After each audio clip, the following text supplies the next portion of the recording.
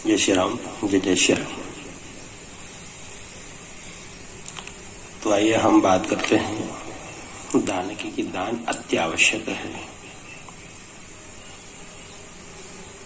प्रकट 4 पद धर्म के, धर्म के 4 पद हैं, 4 चरण हैं।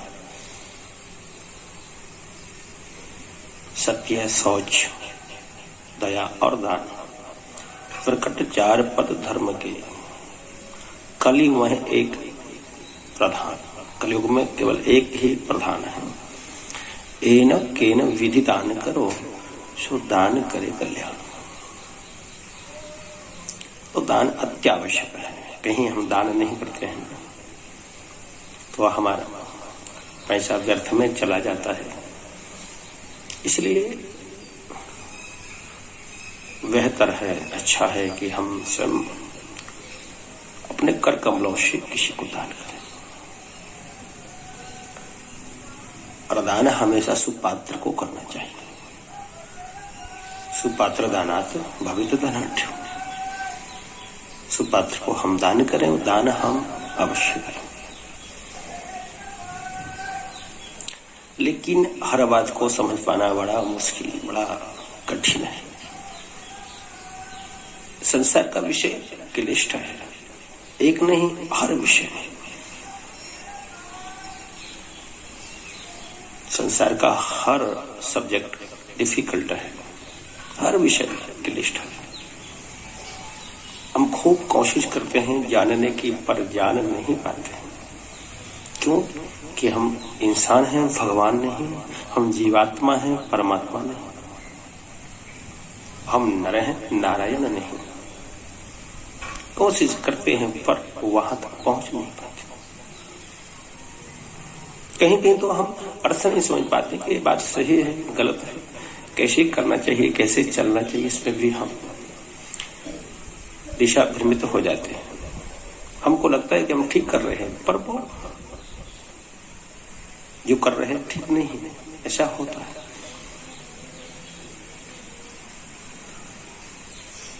एक राजा का नियम था कि नित्य प्रति जो याचक आते सबको दान देते थे। जिसको जो चाहिए, पैसा, वस्त्र, आभूषण, खाने पीने की सामग्री जो चाहिए सब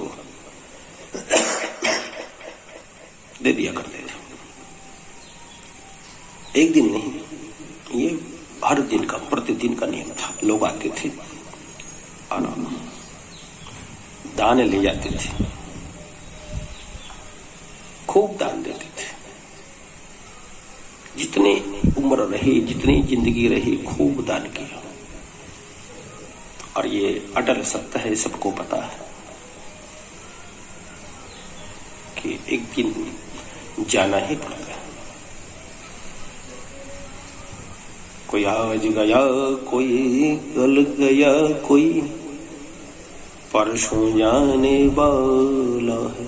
संसार है, जो आता है सो जाता है। ये विनाश से वाले है, सबको पता है। अवधि भर जरूर है, पर जाना सबको है। कोई वस्तु है तो वो भी समय पाकर नष्ट प्राय हो जाती है। एक दिन आया कि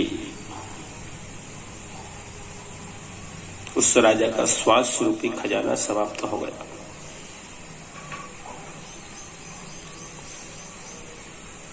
राजा का प्राणांत हुआ। सारी क्रियाओं को करने के पश्चात फिर राजा के पुत्र ने वही नियम, वही व्रत,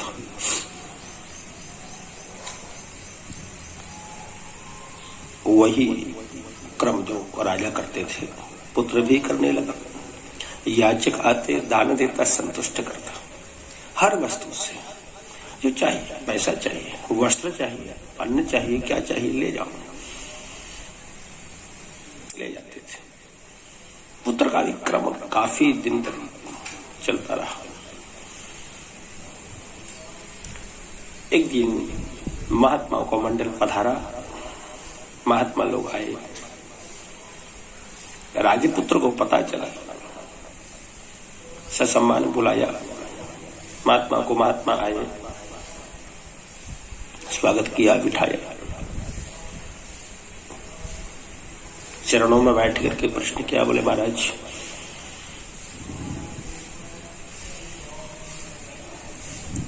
ये छोटा सा क्रम जो मेरे पिताजी करते चले आए थे वही मैं कर रहा हूं। महात्माओं ने पूछा कि क्या करते थे तुम्हारे पिताजी? तो कहा यही सब कि जो याचक आते हैं दान लेने के लिए उनको संतुष्ट करते थे। उनको जो चाहिए, पैसा चाहिए, वस्त्र, अन्न आदि आवश्यक वस्तुएं उन्हें प्राप्त कराते थे, उन्हें दान देते थे। और वही क्रम मैंने शुरू कर दिया। मैं भी बहुत दिनों से करता चला आ रहा हूं।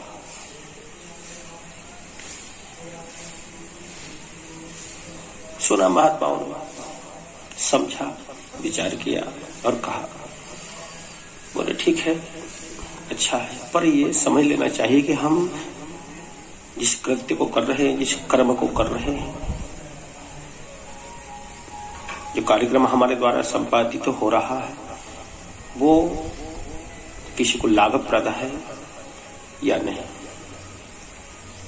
हमें एक बार लाभ ना हो चलेगा, हमें एक बार मुनाफा ना हो चल जाएगा, हमें एक बार आमदनी ना हो चलेगा, पर किसी को नुकसान होगा, किसी को क्षति हुई, किसी को परेशानी हुई तो ये नहीं चल पाएगा, ठीक नहीं। बोले महाराज ऐसा पिताजी ने क्या किया? महात्माओं ने कहा कि चाहो तो मैं तुम्हारे पिताजी से तुम्हारी बात करा सकता हूं। बोले ठीक है, कराइए। महात्मा जी ने बात कराई अपने अलौकिक शक्ति के द्वारा। पुत्र ने पिताजी से कहा, पिताजी चरण स्पर्श। पिताजी बोले खुश रहो बेटा, और ठीक हो तुम? बोले हाँ पिताजी, स्वस्थ मस्त हो। ये नहीं पूछा कि वो मेरा दैनिक कर्म चल रहा है अथवा नहीं, कुछ नहीं पूछा। राजपुत्र ने कहा, पिताजी आप तो ठीक हो, आप तो स्वस्थ मस्त हो, आप तो बहुत अच्छी जगह हो। पिताजी ने कहा कि मैं बहुत अच्छी जगह होता हूं, मैं प्रसन्नचित्त होता, मैं आनंदित होता, मैं स्वस्थ और मस्त होता। कब? जब मैंने किसी को दान नहीं दिया होता। किसने कहा? पिताजी ने कहा। मैं भी बहुत अच्छी जगह होता तब जब किसी को दान नहीं दिया होता। बोले पिताजी दान तो बहुत अच्छी बात है, और मैं भी इसी क्रम को कर रहा हूं, और इसी से तो बहुत अच्छा लाभ हमें प्राप्त होना चाहिए। बोले होना चाहिए, पर क्यों नहीं होगा? देखो, तो पिताजी बोले कि मैंने इतने सारे लोगों को आलसी बना दिया, निकम्मा बना दिया, उन्हें किसी काम का नहीं रहने दिया। यदि मैं दान तो देता और ये कहता कि आई तो दान ले जाओ, कल से स्वावलंबन यानी स्वयं कमाना और खाना सीखो। दान देते हैं बहुत अच्छी बात है, पर दान के साथ साथ थोड़ा सा ज्ञान दिया जाए, तब वो दान हमारा सार्थक हो जाता है। लोग भंडारा तो खूब जिमाते हैं, पर ये नहीं कहते कल आपको क्या करना है, आने वाले भविष्य के लिए आप आत्मनिर्भर बने, स्वावलंबन बने, किसी के ऊपर भार ना रहे, ये कोई नहीं सिखाता। बस इतनी सी गलती हो जाती, इसलिए अर्थ का अनर्थ हो जाता है। यही तो शास्त्र हमें समझाते हैं कि हमें क्या करना है और क्या नहीं करना है। यही हम भ्रमित हो जाते हैं, यही हमारी दिशा बदल जाती है कि हम समझ नहीं पाते कि हम कौन सी दिशा में जा रहे हैं, हमारी जो दिशा है वो सही है अथवा गलत है, हम जिस रास्ता का चयन कर रहे हैं, जिस रास्ते पर हम चल रहे हैं वह कैसा है। यहाँ बहुत बड़ी गलती हो जाती है। इसलिए बस इसी को समझने के लिए शास्त्रों की हमें बहुत आवश्यकता है। व्यक्ति सब कुछ ठीक करता है पर यहाँ आकर के अटक जाता है, ये समझ नहीं पाता कि आखिर मुझे करना क्या चाहिए, मेरा दायित्व, मेरा कर्तव्य क्या है, मेरा यहाँ दुनिया में आने का जो वो उद्देश्य था वो क्या है। भटक जाता है, फिसल जाता है, पथभ्रष्ट हो जाता है। क्योंकि ज्ञान के पंथ कृपाण की धार कहे तो खगेश लगे नहीं बारा। ज्ञान का रास्ता अति संकीर्ण है, इस पर चलना बहुत मुश्किल है। तो दान तो करो, बहुत अच्छी बात है, पर दान के साथ साथ 2 अक्षर ज्ञान के भी कि कल आने वाले भविष्य के लिए आप आत्मनिर्भर बने, ये जरूर सिखाए। राजपुत्र ने सब संदर्भ समझ लिया, प्रणिपात किया महात्मा के चरणों में और कहा कि महाराज जी आज तक मुझे पता नहीं था। तो चाबी एक जरा से होते है, बस उस चाबी से ताला कहीं खुल जाएगा, बहुत कुछ प्राप्त हो जाता है। पर ताले हमारे पास नहीं है तो चक्कर लगाते हैं, भटकते हैं, लेकिन वहां तक पहुंच नहीं पाते। वहां तक पहुंचने के लिए हमें ताले की आवश्यकता है, और वो ताले कहो या चाबी कहो, वो सिवाय शास्त्रों के, सिवाय वेदों के, सिवाय पुराणों के आपको कहीं प्राप्त नहीं हो।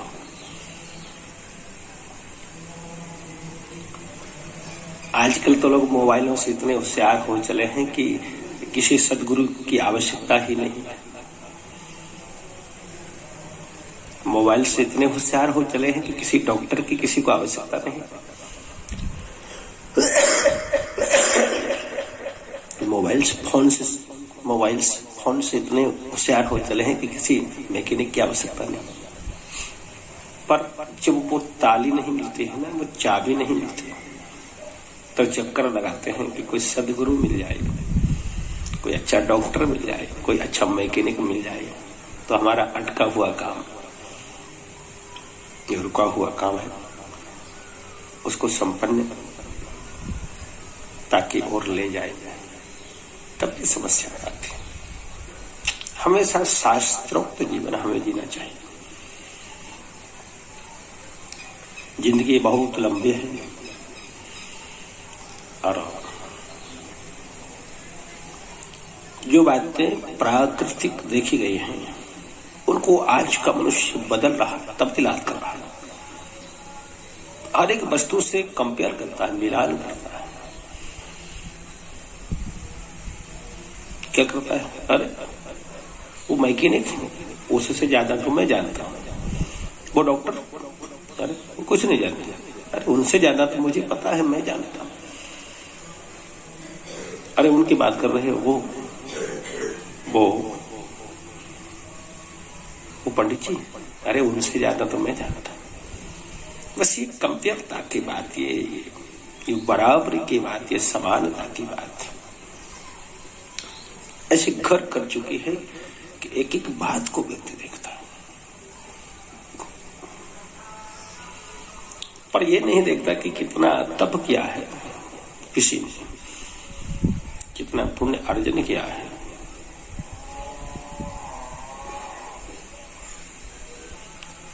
कोई चाहे कि विद्युता से किसी काम को निकाल ले, संभव नहीं। कलाकारी से कोई काम बना ले, संभव नहीं। होशियारी से कोई काम अपना निकाल ले, ये भी असंभव है। पर भगवान नाम जप से काम निकाल ले, ये संभव है और कई प्रतिशत संभव। नाम का आश्रय महाराज जो लेते हैं वहां सारे द्वार खुल जाते हैं।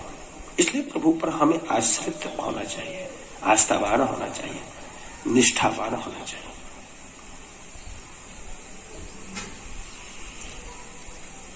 पुण्य की जड़ पाताल में और पाप की जड़ अस्पताल में होते हैं, सबको बताया।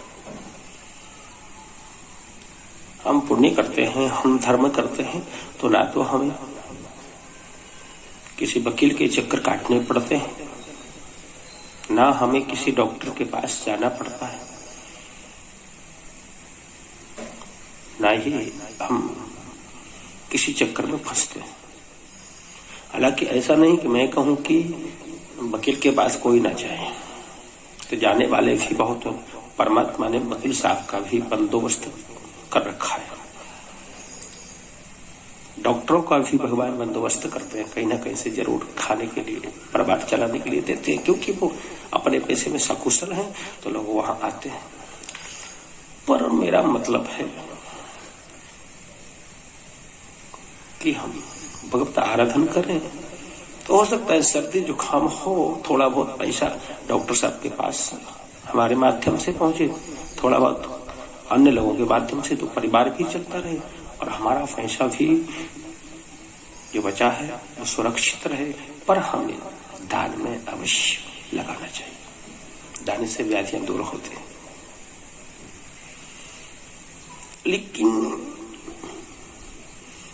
समझने की बात बहुत गहरी है। कहने तो स्वतः सही स्वभाव से व्यक्ति कह देता है, पर करना बड़ा कठिन है।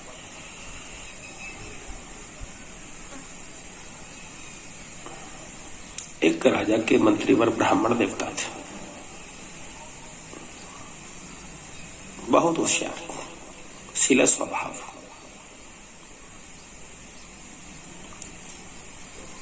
और एकदम सरल मंत्री पद पर नियुक्त थे। एक दिन वो मंत्रीवर ब्राह्मण देवता अपनी पुत्री को साथ राजमहल में ले आए। राजा ने पुत्री को देखा, अरे पुत्री से प्रश्न किया, पढ़ती हो? अच्छा, कुछ ज्योतिष के बारे में भी आपको ज्ञान है क्या? तो उस लड़की ने कहा कि महाराज, आज से कुछ दिन बाद, मान लो 15 दिन बाद, 20 दिन बाद, घोड़े के व्यापारी घोड़े लेकर के आएंगे, बहुत सारे घोड़े,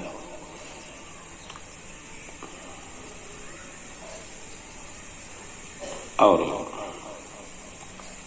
उनमें से जो 3 पैर का घोड़ा होगा वो आपको पसंद आएगा, आप उस पर सवार होकर के स्वर्ग लोक की यात्रा करेंगे, वो आपको स्वर्ग लोक ले जाएगा। वहां रास्ते में आप भवन आदि का निर्माण होते देखेंगे, कई प्रासाद देखेंगे, स्वर्ग के द्वार पर पहुंचकर घोड़ा आपको वापस ले आएगा। इतना वार्तालाप हुआ, पुत्र अपने पिता के साथ घर चले गए और 15वें दिन बहुत सारे घोड़े राज्य में आए, व्यापारी बेचने के लिए लेकर आए थे। महाराज पहुंचे, महाराज ने घोड़े को देखा, व्यापारी बोला कि महाराज आप घोड़ों को पसंद कर लें, बहुत सारे घोड़े हैं, जो पसंद आ जाए उस पर बैठ करके पहले सवारी करें, तदुपरांत उसका लेन देन। एक 3 पैर वाला घोड़ा महाराज को पसंद आया। 3 पैर का मतलब ये कि एक थोड़ा सा पैर कमजोर मान लो या फिर लंगड़ाता हो। 3 पैर के घोड़े पर महाराज सवार हुए और वो घोड़ा महाराज को स्वर्ग की ओर ले गए। रास्ते में भवन का निर्माण हो रहा था, बहुत से लोग वहां मकान बनाने में व्यस्त थे। राजा ने घोड़े को रोककर पूछा कि ये भवन इतना बड़ा किसके लिए बनाया जा रहा है? उन्होंने कहा कि मृत्यलोक का एक राजा है, बहुत धर्मात्मा है, बहुत पुण्यात्मा है, लोगों की सेवा करता है, इसलिए उसको ये भवन तैयार हो रहा है। आगे भी जहाँ चौपाले थी, जहाँ बैठका के स्थान थे, पूछा तो कहा कि ये राजा के लिए सब दिन में तो हो रहे हैं। स्वर्ग के द्वार पर घोड़ा लेकर के गया, वहां से महाराज को राजा को वापिस ले आए। राजा ने उस घोड़े को खरीद लिया। अब राजा के मन में एक बात घर कर गई कि जिस ब्राह्मण की कन्या ने मुझे ये बात बताई है वो बहुत होशियार है, मैं उसी से विवाह करूंगा, उसी से मैं शादी करूंगा। ब्राह्मण देवता को कहा। ब्राह्मण देवता ने सुन करके बहुत विषाद किया, बहुत दुख व्यक्त किया, ये क्या हो रहा है, पर राजा से मना कर नहीं सकते। ब्राह्मण देवता घर गए, घर में बताया कि ये ठीक नहीं हुआ, मैं अपनी पुत्री को वहां ले गया, अब राजा हमारी बच्ची से विवाह करना चाहते हैं। ब्राह्मण देवता की पुत्री बोले कि आप चिंता न करो, आप एक बार फिर मुझे वहां ले चलो। बोले बेटा वो राजा हैं, हम प्रजा हैं, वो बड़े आदमी हैं, हम छोटे आदमी हैं, वो अमीर हैं, हम गरीब हैं। लड़की बोली नहीं, आप एक बार मुझे वहां ले चलिए। बोले ठीक है। ब्राह्मण देवता अपनी पुत्री को पुनः राजा के पास ले गए। राजा ने कहा कि मैं तुम्हारी पुत्री से विवाह करना चाहता हूं। ब्राह्मण की पुत्री बोली कि मैं तैयार हूं, पर एक शर्त है। बोले क्या? कि आप जिस घोड़े पर सवार होकर के स्वर्ग लोक को गए थे, उसी घोड़े पर बैठ करके एक बार फिर जाएं और लौट करके आए, मैं विवाह करने के लिए तैयार हूं। तो राजा बोला ठीक है, ये कितनी सी बात है। घोड़े पर सवार होकर के राजा फिर स्वर्ग लोक को गए। देखा कि जिस मकान को जितने लोग बना रहे थे उससे ज्यादा लोग उसको तोड़ रहे हैं। पूछा क्यों भाई, इसको क्यों तोड़ा जा रहा है? तो जवाब दिया कि जिस राजा के लिए ये बनाया जा रहा था अब उसकी मति भ्रष्ट हो चुकी है, उसकी बुद्धि पलट चुकी है, उसके विचार कुत्सित हो चुके हैं, इसलिए अब इसको तोड़ा जा रहा है। आगे जहां बैठिकाएं थी, चौराहे थे, तो वो भी तोड़े जा रहे थे। पूछा तो कहा कि मृतलोक का जो राजा था, जो धार्मिक था, अधार्मिक हो चुका है, जो आस्तिक था वो नास्तिक हो चुका है, इसलिए इन्हें तोड़ा जा रहा है। राजा लौट करके आया, ब्राह्मण के पुत्र ने पूछा कि क्या अब भी मुझसे विवाह करना चाहोगे? हाथ जोड़ करके गिर पड़ा पैरों में, मुझे माफ कर दो। चंद्रलोक की वजह से व्यक्ति अपनी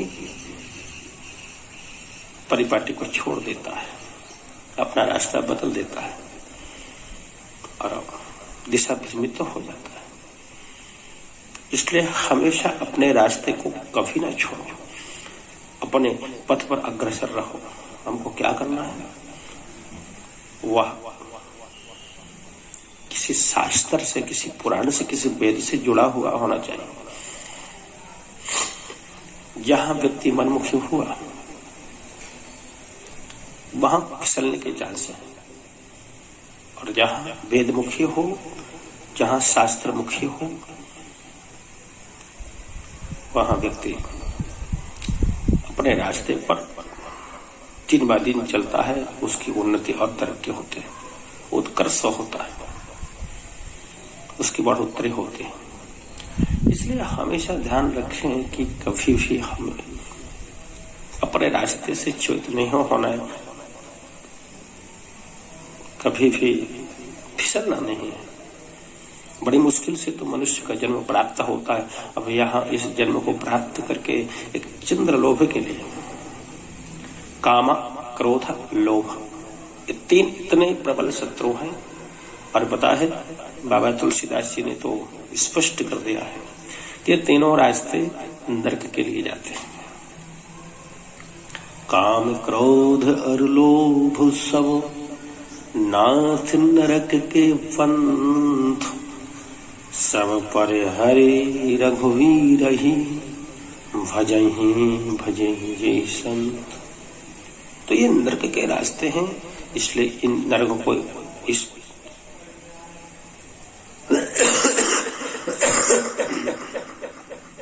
प्रकार से हमें नरक के रास्तों से बचना है। इसलिए हमेशा हरे कीर्तन, हरे सुमरन, हरे भजन जितना कर पाए अवश्य करना चाहिए। जय जय श्री राधे, जय जय श्री कृष्ण।